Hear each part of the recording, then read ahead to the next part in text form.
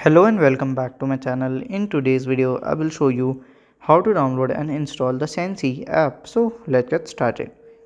So here we'll just open the Google Play Store, and here while opening it, and here at the top right section you can see the search button. You can just click on here and you have to click search for the Sensi app. Okay, but here I can see the Sensi app. I will just open it. So to download and install, you have to click on the install button and it will be automatically downloaded and installed in our phone.